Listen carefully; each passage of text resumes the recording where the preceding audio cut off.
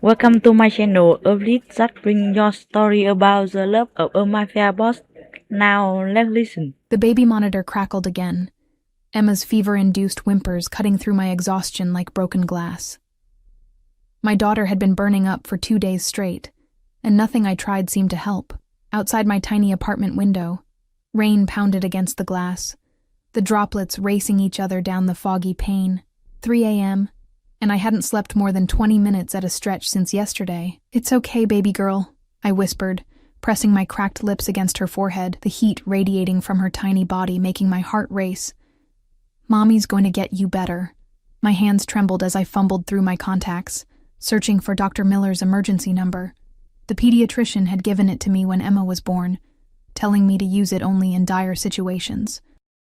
6 months of single motherhood had taught me to exhaust every other option before making that call, but Emma's glassy eyes and flushed cheeks told me we'd reached that point.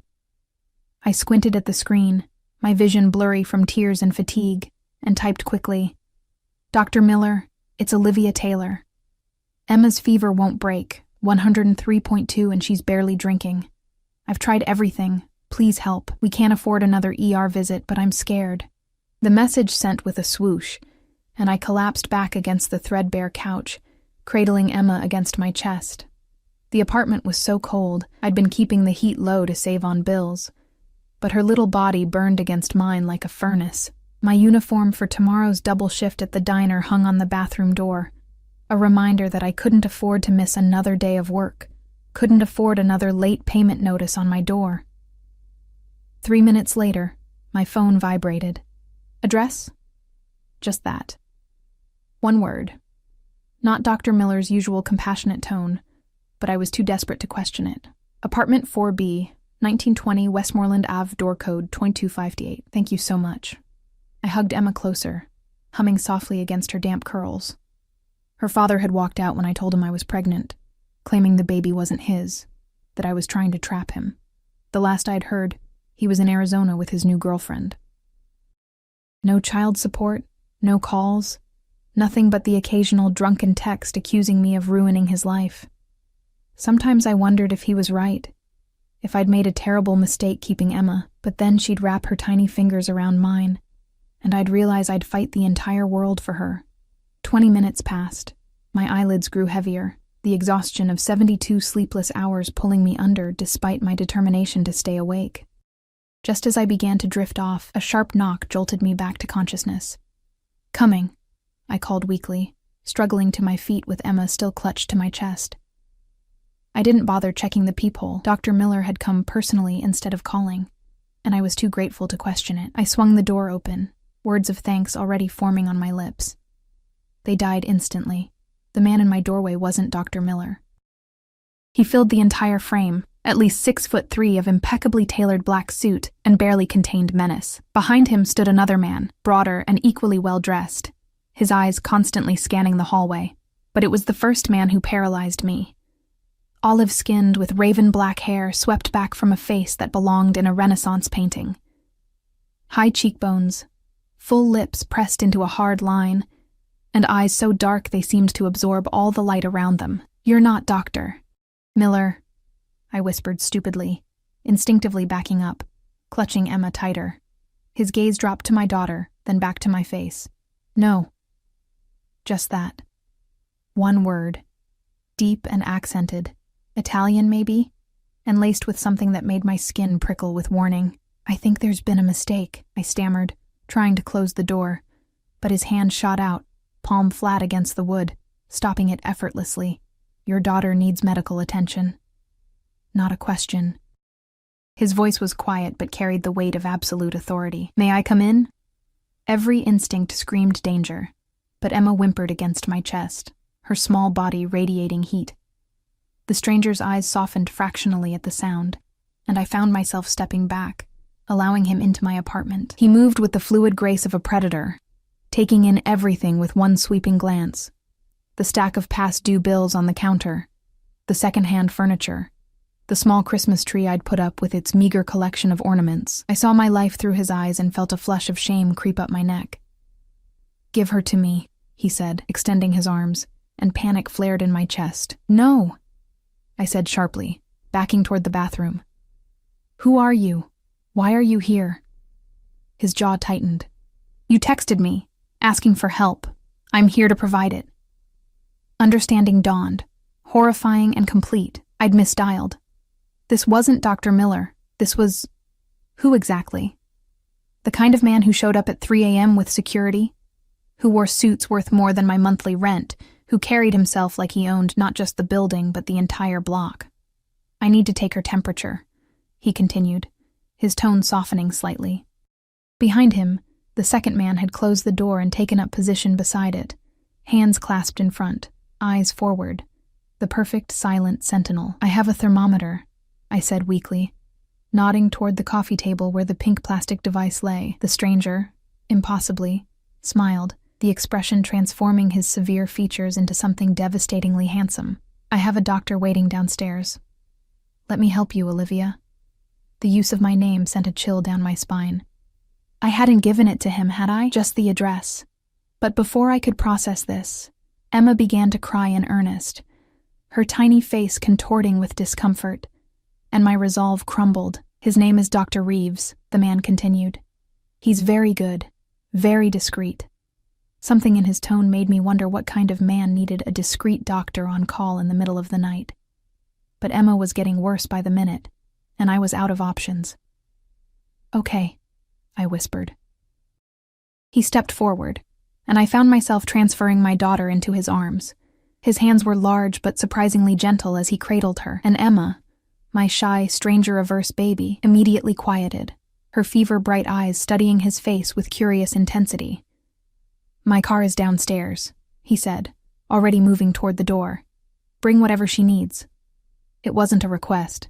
I grabbed the diaper bag, stuffing in extra clothes and Emma's favorite stuffed rabbit, then followed him out, wondering if I'd completely lost my mind. The second man moved ahead of us, speaking quietly into a device in his ear.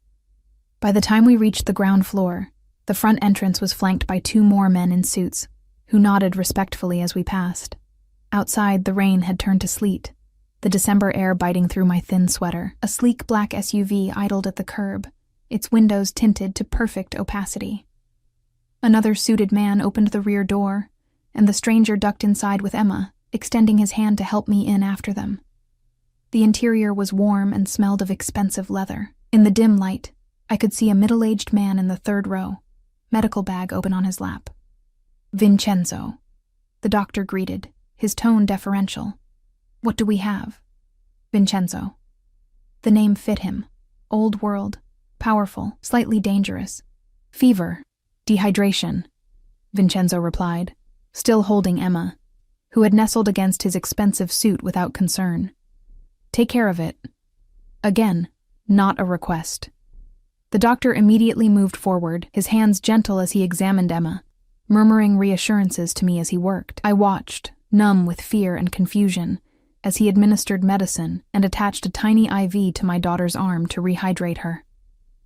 "She'll be fine," the doctor assured me after 20 minutes. "The fever's already responding to treatment. I'll leave you with medication and instructions." Relief made me lightheaded, tears springing to my eyes. "Thank you," I whispered, then turned to Vincenzo, who hadn't taken his eyes off Emma. "And thank you. I'm so sorry about the mix-up with the text. I don't know how I can repay you." His dark gaze lifted to mine, unreadable and intense.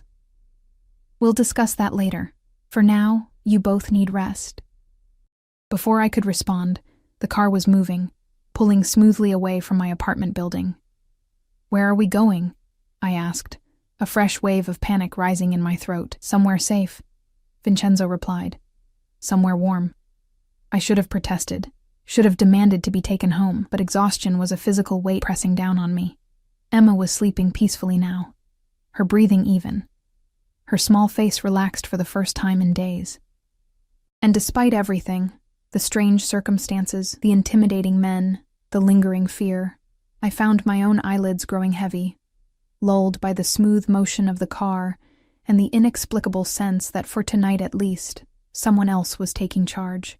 The last thing I remembered before sleep claimed me was Vincenzo's voice, low and determined, speaking to someone on the phone.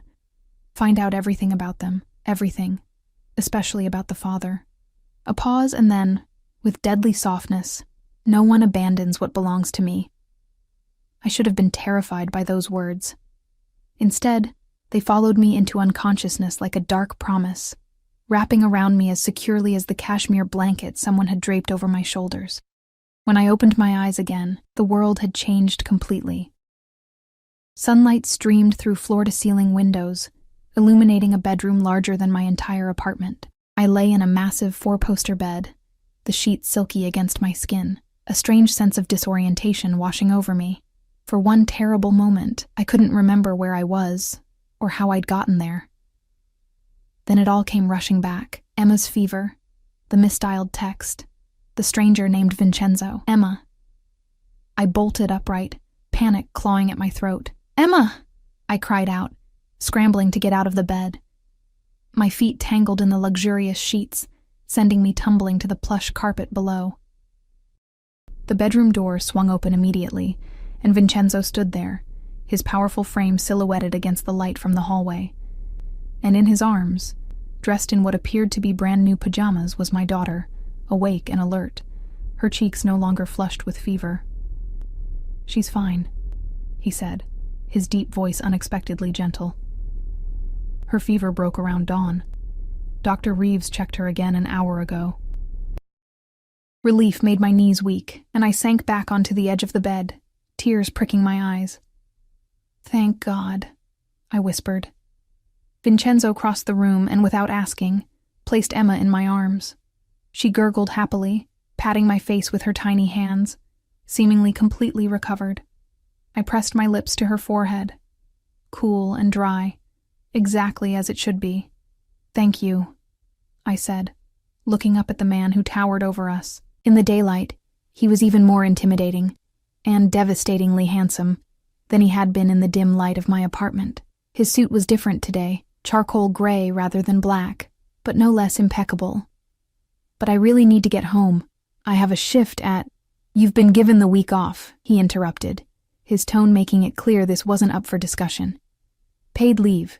Your manager was very understanding." I stared at him, uncomprehending. "You called the diner. How did you even know where I work?" A small, almost predatory smile curved his lips. "I know everything about you now, Olivia Taylor. 24 years old, parents deceased, no siblings, graduated with honors from community college despite working 2 jobs, left by the baby's father, Jackson Reed, when you were 5 months pregnant." His expression darkened. "No child support, no assistance, working 60 hours a week to barely keep afloat." Each word landed like a physical blow. I clutched Emma tighter, suddenly aware of how vulnerable we both were. "Who are you?" I whispered. "Who I am isn't important right now," Vincenzo replied, his dark eyes holding mine with unsettling intensity. "What matters is that your daughter is well and you're safe." Safe. The word echoed strangely in my mind. I'd never felt less safe in my life, sitting in a stranger's bedroom completely at his mercy. And yet, Emma was better. Someone had dressed her in soft, expensive-looking pajamas printed with tiny yellow ducks.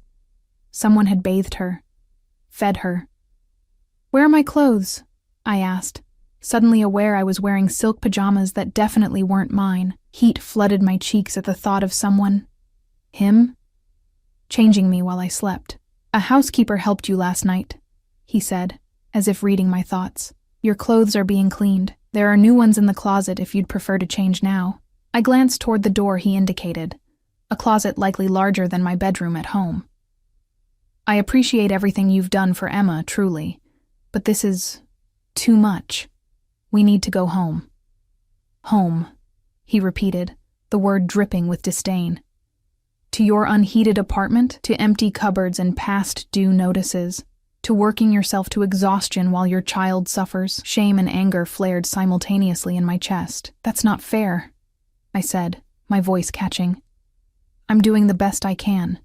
Something in his expression softened, almost imperceptibly. "Yes, you are."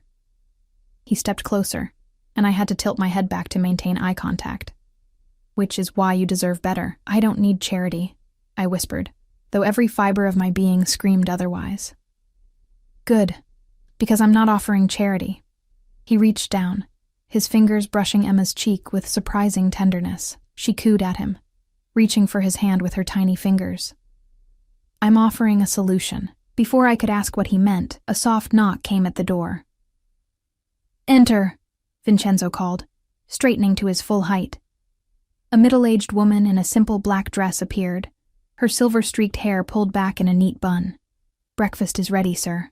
The high chair has been prepared as requested. Thank you, Mrs. Abelli. We'll be down shortly. She nodded and withdrew, but not before casting a curious glance my way. I wondered how often Vincenzo brought home strays in need of rescue. You should eat, he said, turning back to me. Regain your strength.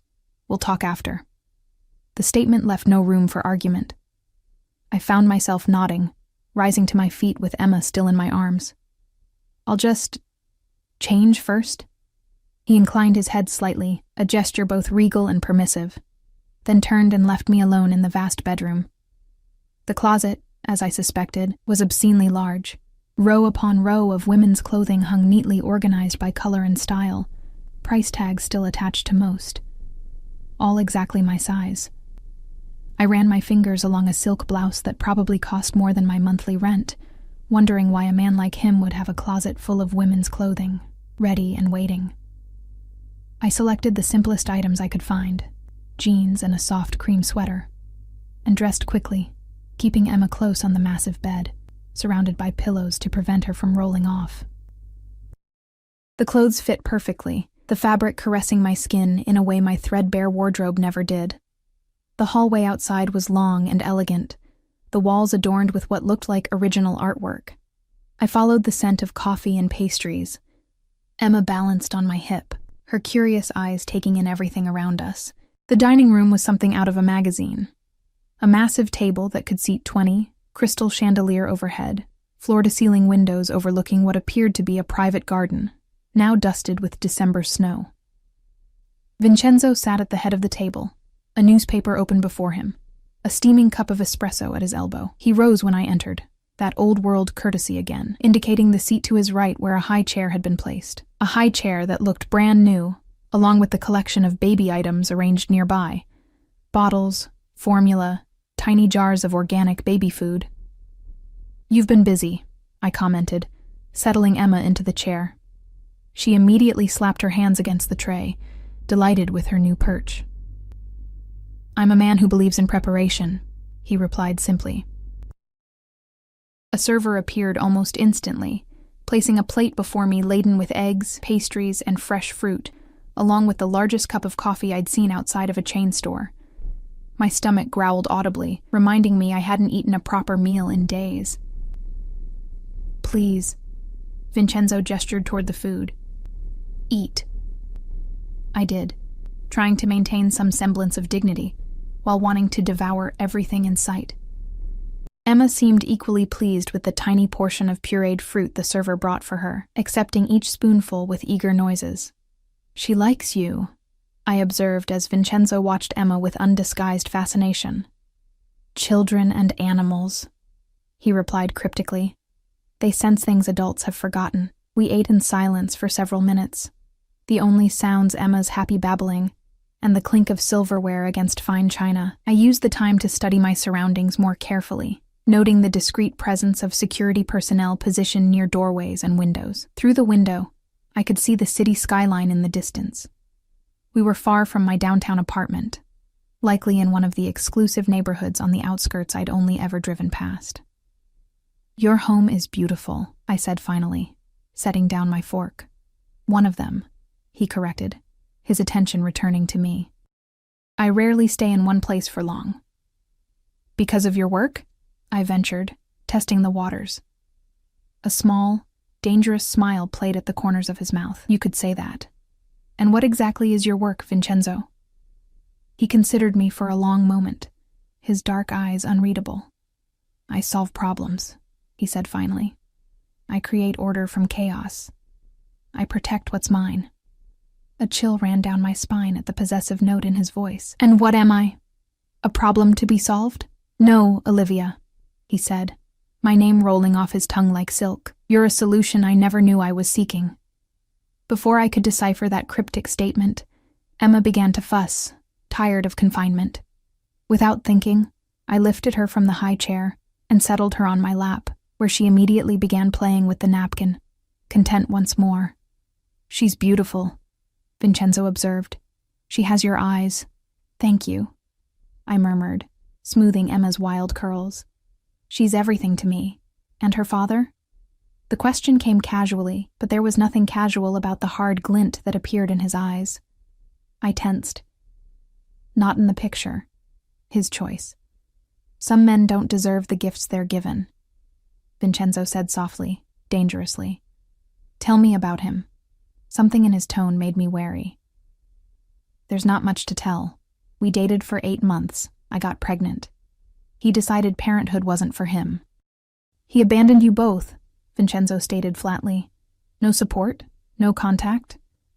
I shifted uncomfortably. "He texts sometimes when he's drunk. Nothing worth responding to." "I see.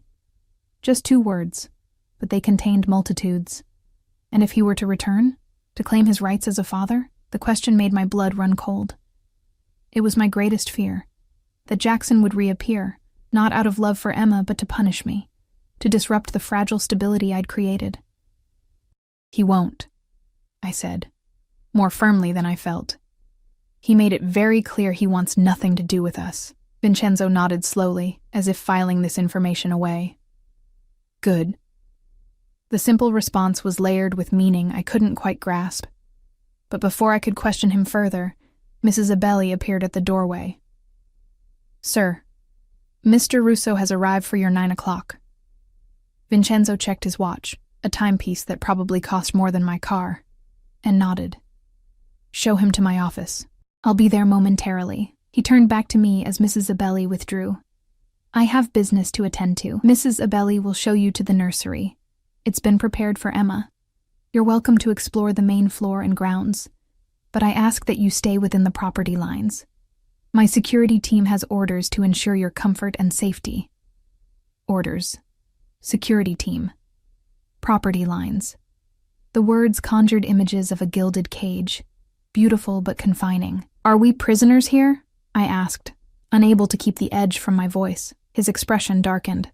"Never that," he said firmly. "You're my guests. But until I'm certain of your safety, I prefer you remain where I can protect you." "Protect us from what?" Alarm crept into my voice. "We were fine before you texted a stranger in the middle of the night. Giving your address and door code to someone you didn't know," he interrupted, his voice hardening. "Before you opened your door without checking to see who stood on the other side?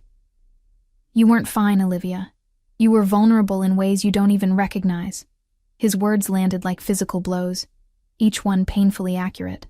I had been desperate and careless, putting both Emma and myself at risk. "Not everyone who answered that text would have helped you," he continued, his voice gentling slightly. "There are wolves in this world, Olivia. I'm merely asking you to stay behind my walls until I'm satisfied the forest is clear." The metaphor wasn't lost on me, nor was the implication that he himself might be the most dangerous wolf of all. But Emma was cooing contentedly in my arms, her fever gone, her cheeks pink with health rather than illness. "How long?" I asked finally. "A few days. A week at most." He stood, buttoning his suit jacket with a fluid grace that spoke of a lifetime of privilege. "Consider it a vacation. When was the last time you had one of those?" "Never," was the truthful answer. Even before Emma, there had always been work or school or caring for my ailing mother in her final days. Vacation was a foreign concept, a luxury for people who inhabited a different world than mine. A world like his. "Fine," I conceded. "1 week? Then we go home." Something like satisfaction flickered across his features. 1 week, he agreed, though something in his tone suggested he believed otherwise. "Mrs. Abelli will see to your needs. I'll join you for dinner this evening." With that, he departed, leaving me alone with Emma and 1,000 unanswered questions. Chief among them, why did a man like him care what happened to a woman like me? Mrs. Abelli reappeared minutes later, her kind face a welcome relief from the intensity of Vincenzo's presence. "If you'll follow me, Ms. Taylor, I'll show you to the nursery," We've prepared it specially for little Emma." "Thank you," I said, rising to follow her, Emma balanced on my hip. "Mrs. Abelli, how long have you worked for Vincenzo?" She led me through a series of elegant hallways, her pace unhurried. "Nearly 30 years since he was a boy. I was his nanny before I became his housekeeper." This surprised me. "You raised him?" A shadow crossed her face. "After his mother died, yes. His father was often away on business." "What kind of business?" I pressed gently. She glanced at me, her expression carefully neutral. "I'm sure Mr. Vincenzo will share whatever he wishes you to know." We reached a set of double doors, which she pushed open to reveal the most beautiful nursery imaginable. Soft yellow walls, hand-painted with delicate woodland creatures. A crib that looked handcrafted, with the finest linens. A rocking chair beside a window overlooking the gardens. Shelves filled with books and toys. A changing table stocked with supplies. Everything new. Everything perfect. This is... I couldn't find the words, emotion clogging my throat. "When did he do all this?" "Mr. Vincenzo called ahead last night," Mrs. Abelli explained, watching as Emma squirmed to be put down, eager to explore her new surroundings. "He has resources. When he wants something done, it happens quickly." I set Emma on the plush carpet, watching as she immediately crawled toward a stuffed rabbit nearly as big as she was. "And what does he want with us, Mrs. Abelli?" The older woman studied me for a long moment. "Mr. Vincenzo has always been alone," she said finally. "Even in a crowded room, until now." Mrs. Abelli's words lingered in my mind as she quietly excused herself, leaving Emma and me alone in the fairy tale nursery. I sank into the rocking chair, watching my daughter explore her new surroundings with gleeful abandon. Torn between gratitude and unease, Mr. Vincenzo has always been alone, even in a crowded room, until now. What did that mean for us? What was I to him? A charity case? A novelty? Something more sinister? The rational part of my brain urged caution, reminded me that normal people didn't bring strangers into their homes and prepare nurseries overnight. But another part, the part that had struggled alone for so long, whispered that perhaps this was simply kindness. Excessive, overwhelming kindness from a man who had the resources to indulge it. Emma's delighted squeal pulled me from my thoughts. She had discovered a basket of toys, each one looking more expensive than everything I'd been able to give her in her 6 months of life. My chest tightened with a complicated mix of emotions. Gratitude that she could experience such luxuries, shame that I couldn't provide them myself, and a creeping sense of obligation to the man who could. I spent the morning in the nursery with Emma, reading to her from the beautiful books on the shelves, playing with toys that were clearly designed for developmental stimulation, and trying not to think about the fact that we were essentially living in a stranger's house with no idea when, or if, we'd be allowed to leave. Around noon, Mrs. Abelli returned with a tray of lunch, and the news that Vincenzo had been called away on urgent business, but would return for dinner as promised. The news brought both relief and disappointment. I needed answers, but I also dreaded the intensity of his presence. "Is there a phone I could use?" I asked as she set down the tray. "I should let people know I'm okay." A flicker of hesitation crossed her face. "Who would you call, Ms. Taylor?" The question caught me off guard with its gentle accuracy. Who would I call? I had no family left, no close friends. Working 2 jobs and caring for an infant had left little time for socializing. My landlord wouldn't notice my absence until rent was due in 2 weeks. The diner already knew I was on leave. The truth was stark and painful. No one would miss us. "I suppose no one," I admitted, the words bitter on my tongue. Mrs. Abelli's expression softened with understanding. "If you need anything at all, there's an intercom by the door. Just press the button and I'll come." After she left, I explored the rest of the upstairs with Emma. Besides the nursery and the bedroom where I'd woken, there was a luxurious bathroom with a tub the size of my kitchen, a sitting room filled with books, and a small gym with top-of-the-line equipment. Every window offered spectacular views of manicured grounds, now blanketed in snow, and each room was impeccably decorated. Beautiful but impersonal, like a high-end hotel suite. There were no personal photographs, no mementos or keepsakes. nothing to indicate who Vincenzo was beyond his obvious wealth. The few doors that remained closed were locked, silently enforcing the boundaries of our gilded cage. By late afternoon, Emma was napping peacefully in her new crib, and restlessness drove me downstairs. The main floor was even more impressive than the upper level. A grand foyer with marble floors, a living room with soaring ceilings, a formal dining room where we'd had breakfast, and a library with floor-to-ceiling bookshelves. Again, everything was beautiful, pristine, and utterly devoid of personality. I was examining a collection of first editions in the library when I heard voices, male, speaking rapidly in Italian, coming from behind a partially open door at the far end of the hallway. Against my better judgment, I moved closer, straining to hear. Non mi interessa quanto costa. Trova questo bastardo. Vincenzo's voice was unmistakable, low and commanding even in another language. Another man responded, his tone deferential but urgent. È scomparso. Nessuna traccia da Phoenix. Phoenix? Vincenzo's voice hardened. Allora vai a Phoenix. Scava più a fondo. My heart stuttered. Phoenix, where Jackson had supposedly moved with his new girlfriend. Were they talking about him? And if so, why? The conversation continued, too rapid for me to catch more than a word or two, but the intensity was unmistakable. Then, abruptly, it ceased. Footsteps approached the door, and I backed away quickly, nearly colliding with a side table. The door swung open fully, revealing Vincenzo and a burly man in a tailored suit. Both stopped short at the sight of me, Vincenzo's expression shifting from irritation to careful neutrality. Olivia, he said, my name a gentle rebuke. I thought you'd be resting. I was exploring, I admitted, heat rising to my cheeks at being caught eavesdropping. Emma's asleep. He nodded to the other man, who departed without a word, then turned his full attention to me.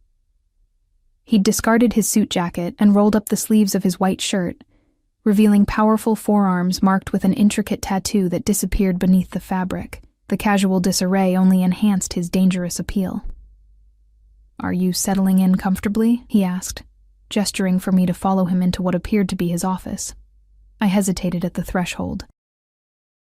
The room was masculine and imposing. Dark wood, leather furniture, a massive desk with multiple phones and a laptop. The walls were adorned with what looked like antique weapons and maps. It was the first space that felt truly personal, a glimpse of the man behind the wealth. Yes, I said, stepping inside cautiously. Everything is beautiful. Too beautiful for us, honestly. He smiled, a genuine expression that transformed his severe features. Beauty deserves beauty, he said simply, moving to a cabinet and withdrawing a crystal decanter. Would you like a drink? I shook my head. I'm still nursing. Something like approval flickered in his eyes as he poured himself a measure of amber liquid. A dedicated mother. He gestured to one of the leather chairs. Please, sit. I imagine you have questions. I sank into the chair, suddenly aware of how intimidating it was to be alone with him in this space. Just one, really. Why are you helping us? He took the seat opposite mine, swirling the liquor in his glass thoughtfully. Do I need a reason to help a woman and child in distress? Most people would call 911, not bring strangers into their home and buy them a nursery full of designer baby items, I pointed out. He conceded the point with a slight incline of his head. True, but I'm not most people. No, I agreed softly. You're not. You're looking for Emma's father, aren't you? The question landed between us like a physical weight. Vincenzo went very still, his dark eyes assessing me with new interest. You were listening at my door, he said finally. Not a question, but a statement of fact. I heard Phoenix mentioned, I admitted. That's where Jackson went. Vincenzo set his glass down deliberately. And if I were looking for him, would that concern you? I thought about Jackson, his selfishness, his cruelty when I'd told him about the pregnancy, his drunken texts blaming me for trapping him. It would depend on why you were looking. To ensure he never troubles you or Emma again, Vincenzo said, his voice deceptively soft. To make it clear that his responsibilities have been reassigned. A chill ran through me. Reassigned to whom? To me, he said simply, as if it were the most natural thing in the world. I stared at him, trying to make sense of his words. You can't be serious. You don't even know us. I know enough. He leaned forward, his gaze intense. I know you're a fighter, Olivia. I know you've struggled alone far too long. I know your daughter deserves better than a father who abandoned her before she was even born. He paused, something vulnerable flickering across his features. And I know what it is to be unwanted. The admission caught me off guard, this glimpse of humanity beneath the power and wealth. Mrs. Abelli mentioned your mother died when you were young, I said carefully. His jaw tightened. She did. My father was less than paternal, more interested in his business than his son. He picked up his glass again, draining it in one swallow. It shapes a man, that kind of childhood. I'm sorry, I said softly, genuinely. No child deserves that. No child deserves what Emma's father did either, he replied, his voice hardening. Abandoning his blood, his responsibility. So what? You're offering to… what? Be Emma's father? I couldn't keep the disbelief from my voice. I'm offering to take care of you both, he corrected, permanently. The word hung in the air between us, heavy with implication. Why? I whispered. He rose from his chair and moved to the window, his broad back to me. Because when I saw you standing in that doorway, exhausted and desperate but still fighting, something inside me recognized something inside you. He turned to face me, his expression unreadable. I've built an empire, Olivia. I have more money than I could spend in 10 lifetimes. What I don't have is a purpose beyond power, a family. And you think you can just buy one? Buy us? Anger flared, hot and sudden. We're not for sale. That's not what I'm suggesting, he said sharply. I'm offering you a partnership, protection. A future where you don't have to choose between medicine for your child and heat for your apartment. In exchange for what? I demanded, rising to my feet. His eyes darkened, sweeping over me in a way that made my skin tingle. Your presence in my life, your loyalty.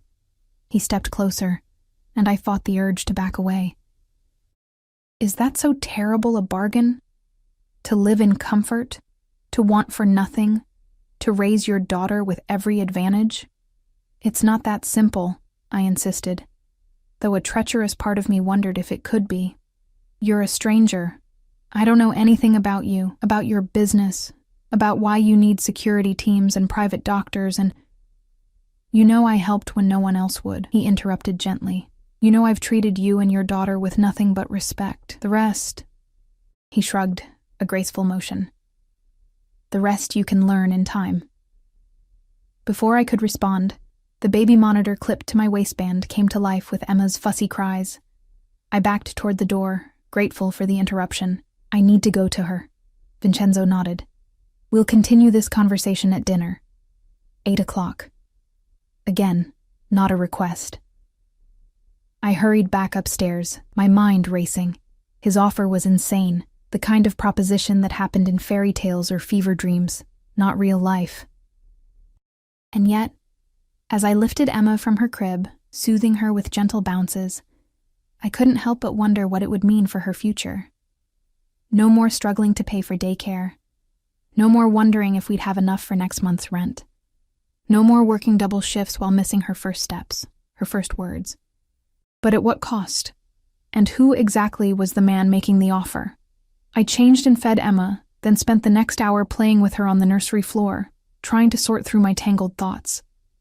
By the time Mrs. Abelli appeared to inform me that dinner would be served soon and a selection of evening wear had been laid out in my room, I was no closer to a decision. The selection turned out to be a single dress. Midnight blue, floor length, with a modest neckline but an almost entirely backless design. Beside it lay a velvet box, containing a diamond necklace and matching earrings that had to be worth more than everything I'd ever owned combined. The message was clear. Vincenzo was escalating from generous host to something more proprietary. The dress would mark me as his in some way, the jewelry a down payment on the bargain he was proposing. I left both untouched, dressing instead in the jeans and sweater I'd worn earlier.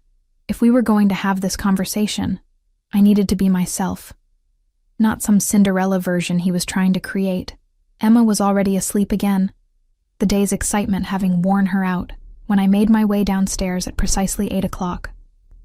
The dining room was transformed from breakfast. Candles flickered in silver holders, casting a warm glow over the elegantly set table. Vincenzo stood by the window, a glass of wine in hand, still in his business attire. His eyes narrowed slightly when he saw me, taking in my deliberate rejection of his gifts, but he said nothing about it. "You look beautiful," he said instead, pulling out my chair, "though I see you declined my offerings." "They were too much," I replied, sitting down, like everything else. He took the seat at the head of the table, his presence somehow filling the entire space. "I've never believed in half measures, Olivia. Clearly," I murmured as servers appeared, presenting the first course, something delicate and French that I couldn't pronounce but that melted on my tongue. We ate in silence for several minutes, the tension between us building with each passing moment. Finally, I set down my fork. "Your offer," I began. "It's impossible." "Few things truly are," he countered. "Improbable, perhaps. Difficult, certainly. But impossible? No." "You don't know me," I insisted. "You can't possibly want—" "I know enough," he interrupted, echoing his words from earlier. "The rest, as I said, will come with time. And if I say no, if I take Emma and walk away tomorrow—" A dangerous stillness settled over Vincenzo at my question. The candlelight cast shadows across his face, emphasizing the sharp angles of his cheekbones and the intensity in his dark eyes. "If you wish to leave tomorrow, I won't stop you," he said finally, his voice deceptively soft. "I'll have you driven back to your apartment. You'll find 6 months' rent paid in advance, a new heating system installed, and a generous amount deposited in your bank account." He took a slow sip of his wine, "Enough to make your life comfortable while you consider my offer more thoroughly." I blinked, taken aback by his response. I'd expected threats, not more generosity, and if I never accept, then the money is yours to keep, with no strings attached. He set his glass down carefully, "Though I think you will accept, eventually." His confidence should have angered me, but there was something almost vulnerable beneath it, as if he genuinely couldn't imagine a scenario where I wouldn't ultimately choose him. "Why?" I asked again. The question that had been haunting me since I'd woken in his home. Why me? Why us? Vincenzo studied me for a long moment before answering. "There are moments, Olivia, that alter the course of a life, moments when something shifts, and nothing that follows can ever be the same."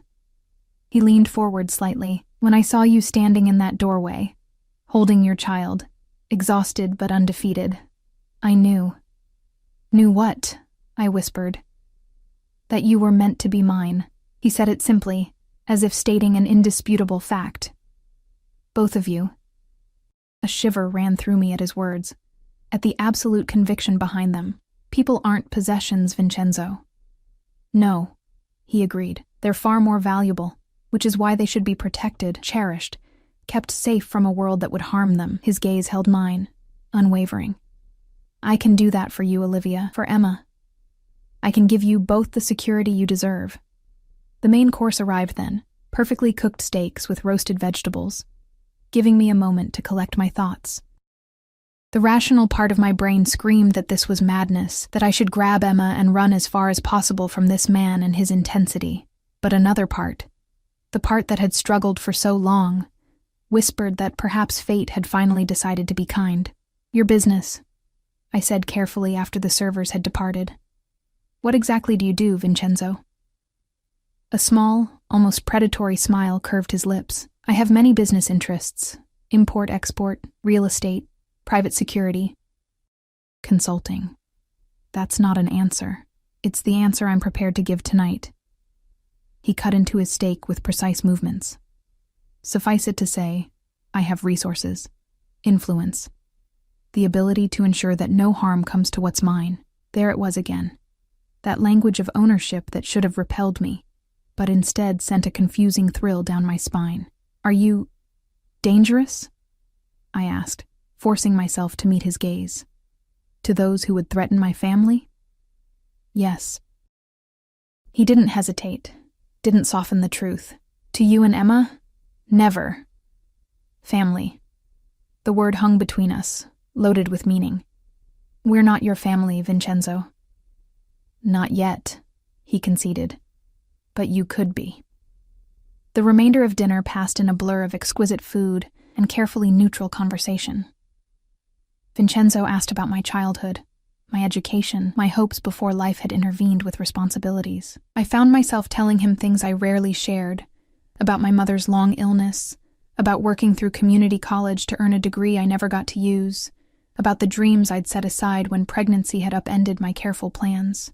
He listened with genuine interest, offering neither pity nor platitudes, simply absorbing my story as if each detail were precious. "You wanted to be a nurse," he observed as dessert was served. "Why didn't you continue after Emma was born?"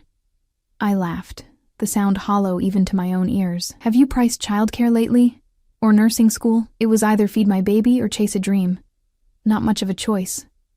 "It shouldn't have to be a choice," he said, something like anger flashing in his eyes. "If her father had been a man of honor." "But he wasn't," I interrupted, suddenly weary of revisiting this painful ground. "And wishing doesn't change reality." "No," Vincenzo agreed, his expression softening as he regarded me. "Action changes reality, Olivia. Decisions change reality." He reached across the table, his fingers brushing mine in a touch so light it could have been imagined. "Say yes to me. Let me change your reality." The contact sent electricity through my veins, and I pulled my hand away, disturbed by my body's reaction to this virtual stranger. "I need time," I said, rising from the table. "This is a lot to process." He stood as well, ever the gentleman. "Of course, take all the time you need." Something darkened in his gaze, though I should warn you that I'm not a patient man by nature. "Well, I'm not a woman who makes life-altering decisions after 2 days," I countered, summoning what remained of my courage. "Good night, Vincenzo." I turned to leave, feeling his eyes on me as I walked away, my legs unsteady beneath me. I'd almost reached the doorway when his voice stopped me. "Olivia." "Oh, just my name, nothing more." But it froze me in place. I turned back to find him still standing by the table, the candles casting him half in shadow. "Check on your daughter, then join me in the library. There's something I want to show you." Again, not a request. I nodded mutely and continued on my way, torn between relief at escaping his presence and a strange, unsettling anticipation of seeing him again. Emma was sleeping peacefully in her crib, her tiny chest rising and falling in the rhythm of deep slumber. I stood watching her for several minutes, trying to clear my head, to make sense of the surreal situation we'd found ourselves in. 2 days ago, we'd been barely surviving in a cold apartment, Emma sick, me desperate. Now we were in a mansion with a man who spoke of us as if we already belonged to him, offering a life I couldn't even have imagined. What would accepting his offer mean for Emma? For me? And what would refusing cost us? With a sigh, I bent to kiss my daughter's forehead, then made my way back downstairs to the library. The room was dimly lit, a fire crackling in the massive stone fireplace. Vincenzo stood with his back to me, examining something on a side table. "Close the door," he said without turning. Somehow sensing my presence, I did as he asked, feeling a strange sense of ceremony in the action, as if I were sealing myself in with him by choice. "Come here," he said, finally turning to face me. In the firelight, his features were softer. The harsh lines of power and authority mellowed into something almost gentle. I moved closer, keeping the large leather sofa between us like a barrier. "What did you want to show me?" In answer, he gestured to the table where several folders lay open. "Your life," he said simply. Or rather, what it could be. I approached cautiously and looked down at the documents spread before me. Acceptance letters from nursing schools, financial aid packages, a lease for an apartment in an upscale neighborhood near a prestigious university, enrollment information for a top-rated daycare facility for Emma. "I don't understand," I said, leafing through the papers with trembling fingers. "Options," Vincenzo replied, watching me closely. "If you accept my offer, these are just some of the possibilities available to you. You could return to school, pursue your dream of becoming a nurse. Emma would have the best care, the best education, every advantage. I looked up at him, stunned by the thoroughness of his planning. "You've thought of everything. It's what I do," he said simply. "Anticipate needs, remove obstacles, create opportunities. And what do you get in return?" I asked, the question that had been haunting me since his first mention of a partnership. Vincenzo moved around the table until he stood directly before me, close enough that I could smell his cologne. Something expensive and masculine that made my senses swim. "Your presence in my life," he said, his voice dropping to a register that seemed to vibrate through my very bones. "Your loyalty. Your companionship." The implication was clear, and heat rushed to my cheeks. "You want me to be your mistress," I said bluntly. Something like amusement flickered across his features. So American, to be so direct. He shook his head slightly. "No, Olivia.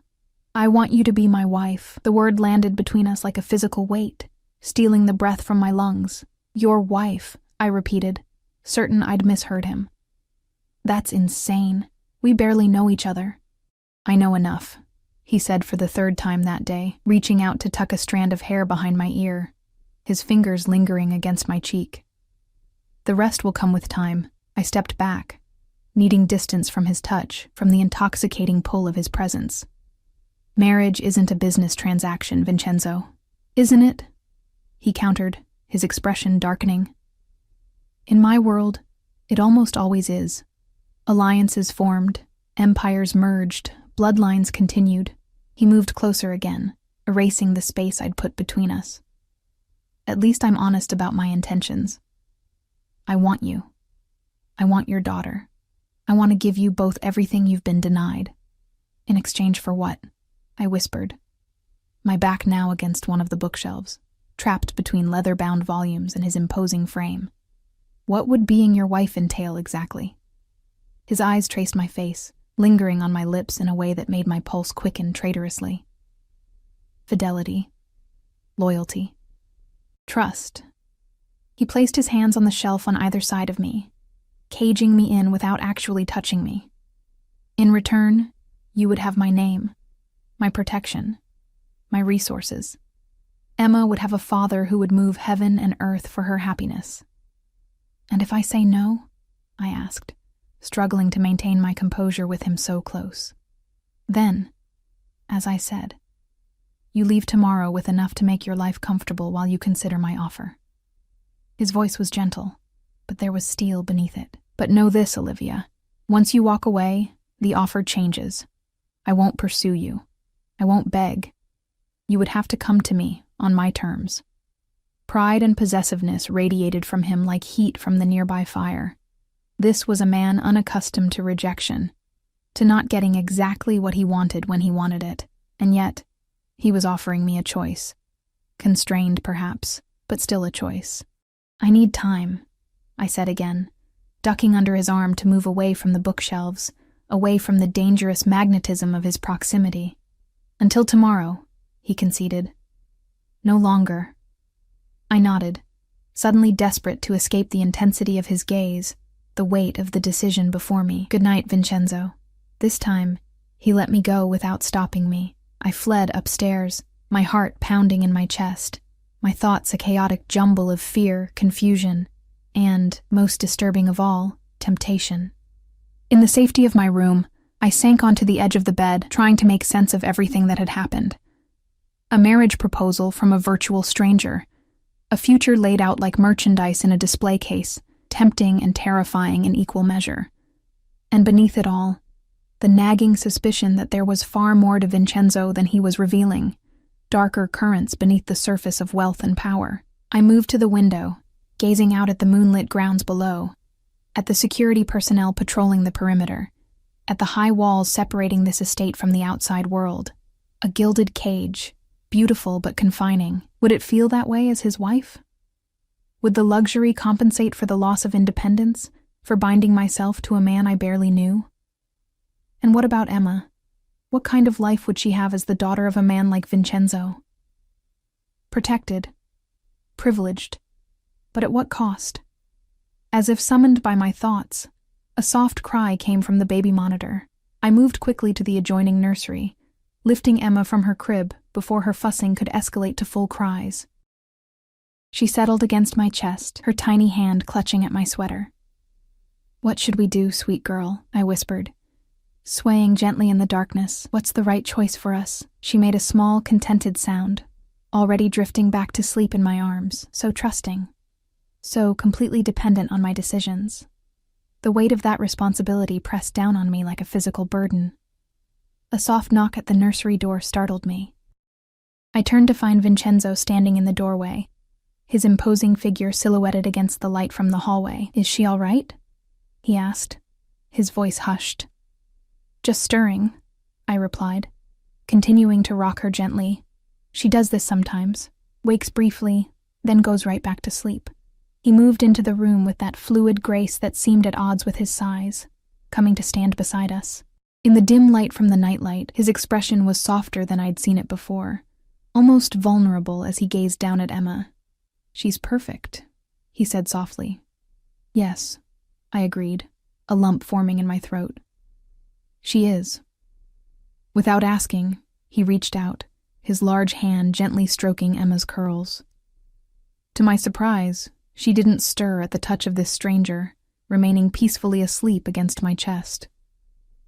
"She trusts you already," I observed, watching his expression. "Children know," he said simply. "They sense things adults have forgotten how to perceive." His hand moved from Emma's head to my cheek, his touch feather-light. "Think about my offer, Olivia.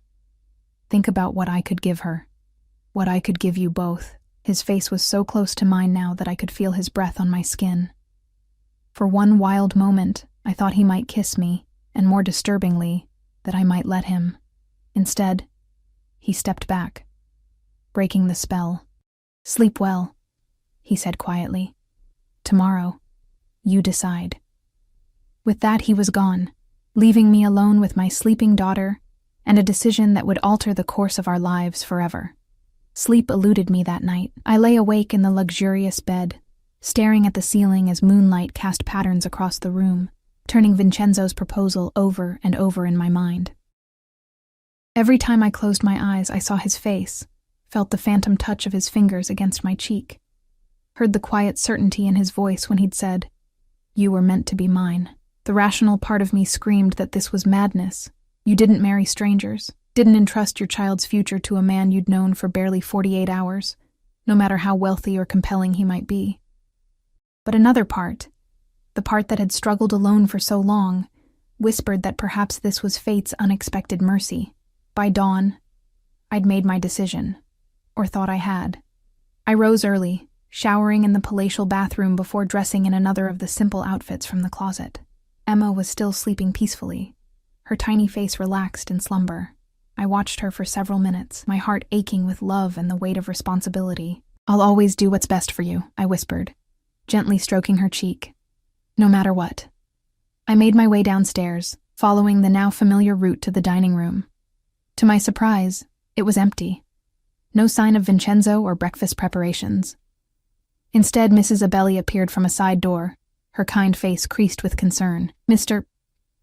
Vincenzo was called away on urgent business very early this morning," she explained, guiding me instead to a smaller, more intimate breakfast room I hadn't seen before. "He asked that you make yourself comfortable and said he would return by midday." Disappointment mingled with relief at the unexpected reprieve. "Did he say anything else?" Mrs. Abelli hesitated briefly. "Only that he hopes you've made the right decision." The pressure behind those simple words was unmistakable. I nodded, settling into a chair as she served coffee and pastries. "Mrs. Abelli," I began carefully, "how well do you know Vincenzo's business associates?" The older woman's expression became guarded. "Well enough, Ms. Taylor." "And are they dangerous men?" I persisted. She smoothed her apron with practiced hands. "Mr. Vincenzo moves in complicated circles," she said finally. "But he's a man of honor, of his word. Whatever he's promised you, he will deliver." "That's not what I asked," I said gently. Mrs. Abelli sighed, relenting slightly. "The world Mr. Vincenzo inhabits has different rules than the one you know. Different codes, different consequences. She looked at me directly, but in the 28 years I've known him, I've never seen him look at anyone the way he looks at you and your daughter. Before I could press further, Emma's cries came through the baby monitor clipped to my waistband. "Excuse me," I murmured, rising from the table. "Of course," Mrs. Abelli nodded. "When you've settled her, perhaps you'd like to explore the grounds? The snow has stopped and it's quite beautiful in the gardens." The suggestion was tempting.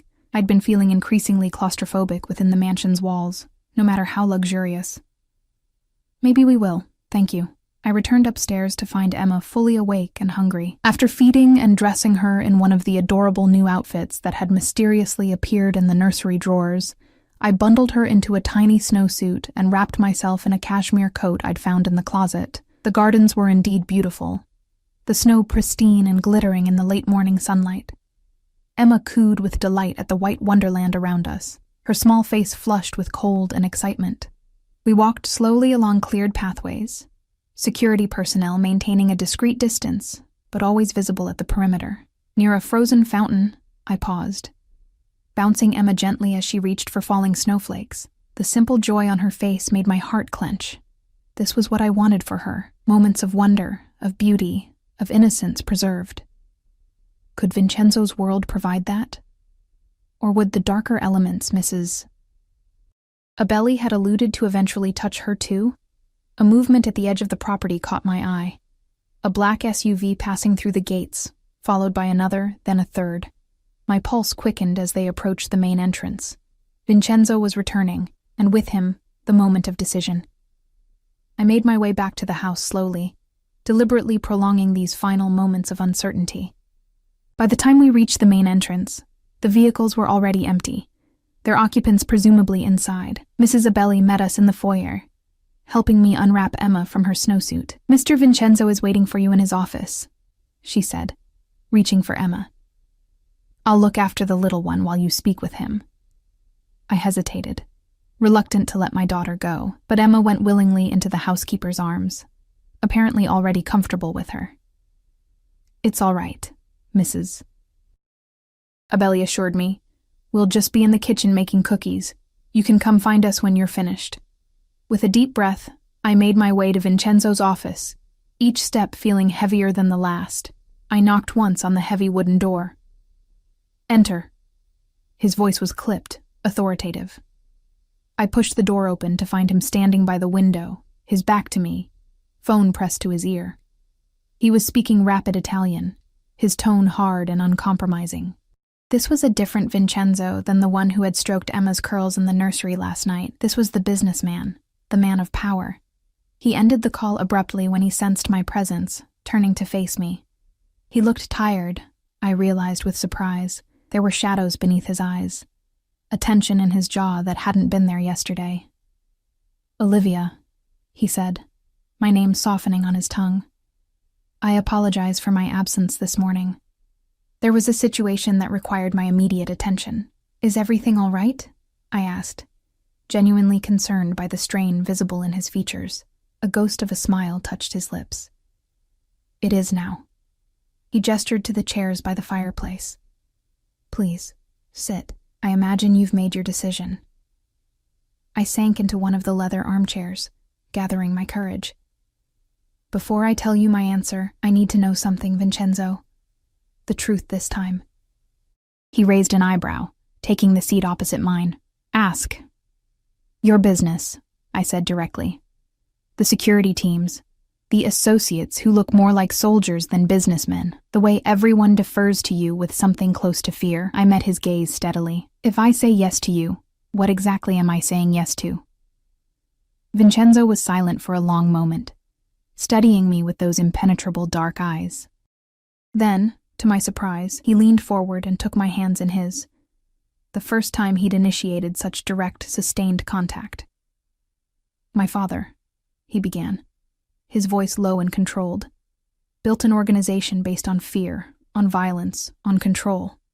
When he died, I inherited his empire, and all the darkness that came with it." His thumbs traced circles on my palms, the gesture almost absent-minded. "For years, I've been working to legitimize our interests, to move away from the old ways into more acceptable ventures.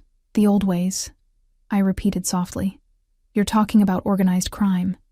The Mafia. He didn't flinch at the accusation. My family has been powerful for generations, yes, and not always on the right side of the law. His grip on my hands tightened slightly. But I am not my father, Olivia. What I build now, I build legally. Real estate, security firms, import-export businesses. Clean money. But the old connections remain, I pressed. The old methods. A shadow passed across his features. Some ties cannot be severed overnight. Some situations still require traditional approaches. He released my hands suddenly, as if afraid his touch might taint me. This is my world, Olivia. I won't pretend it's something it's not. If that changes your answer, it doesn't, I interrupted, the words escaping before I could reconsider them. Vincenzo went still, his eyes searching my face. What are you saying? I took a deep breath, committing myself to the path I'd chosen during the long, sleepless night. I'm saying yes to your offer, but not in the way you proposed. Confusion flickered across his features. Explain. I won't marry you. Not now, not like this, I said firmly, but I will accept your help for Emma's sake. The nursing school, the apartment near campus, the daycare for her. Yes to all of that.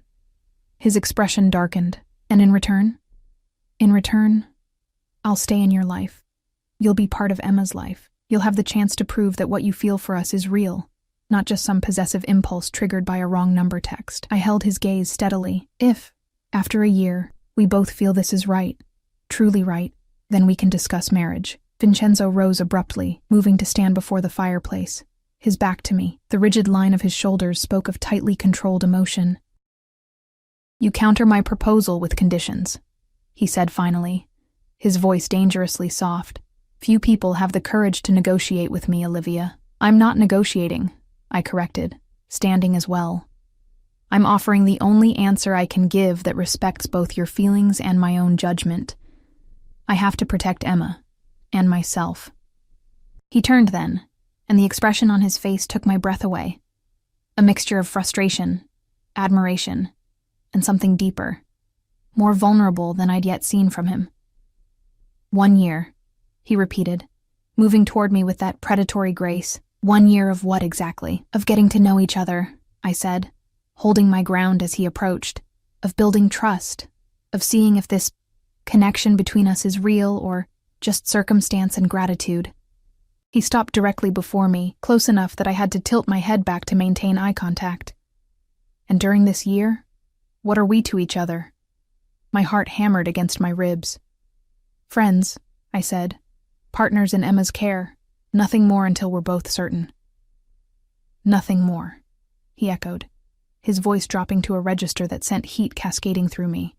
That will be challenging. The tension between us was palpable, electric. For a moment, I thought he might ignore my conditions entirely and pull me into his arms.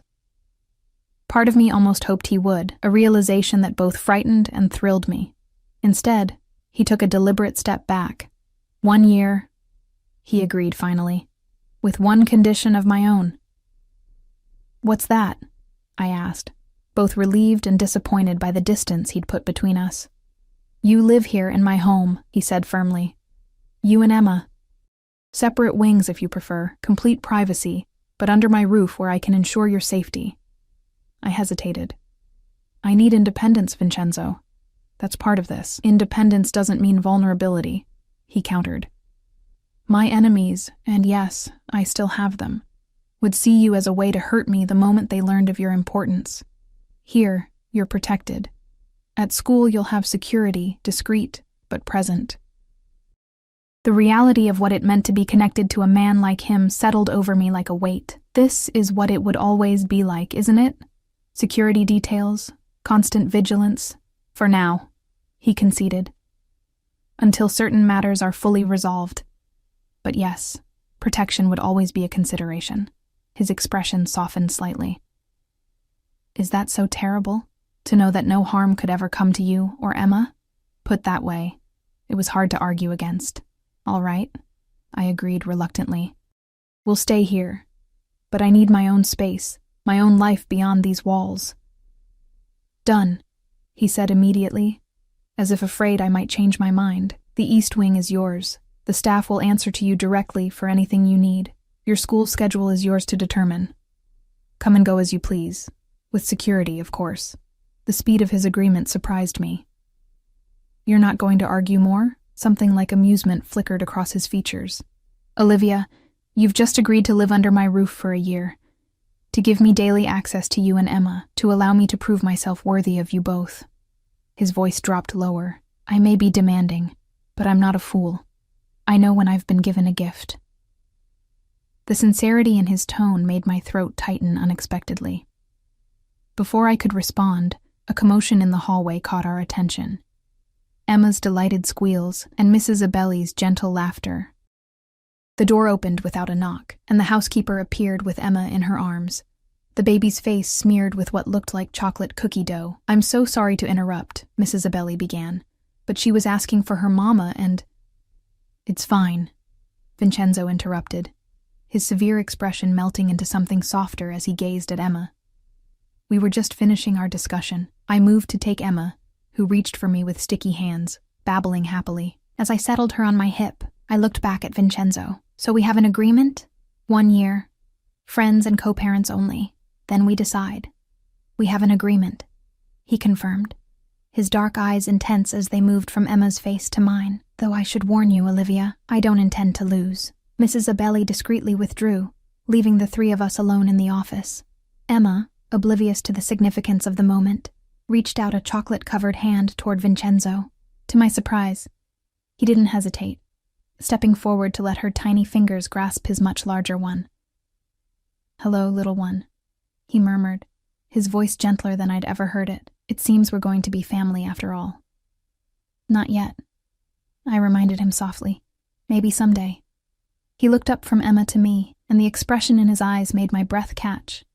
Possession mingled with something that looked remarkably like love. Someday soon, he corrected, his free hand coming up to touch my cheek with exquisite gentleness. I'm a patient man when the prize is worth waiting for. As Emma babbled happily between us, her tiny hand still clutching Vincenzo's finger, I felt something settle in my chest. Not certainty. Not yet. But possibility. The possibility of a future I'd never dared imagine, with a man as dangerous as he was compelling. 1 year to discover if the connection that had formed between us in the strangest of circumstances could grow into something real and lasting. 1 year to learn if the darkly powerful man who had claimed us as his own could truly become the husband and father we needed. 1 year that somehow, I already suspected, would change everything. As if reading my thoughts, Vincenzo smiled, a real smile that transformed his severe features and reached his eyes. Welcome home, Olivia, he said softly. Both of you. And despite all my reservations, all my carefully constructed conditions, I found myself smiling back. Thank you for answering a wrong number, I whispered.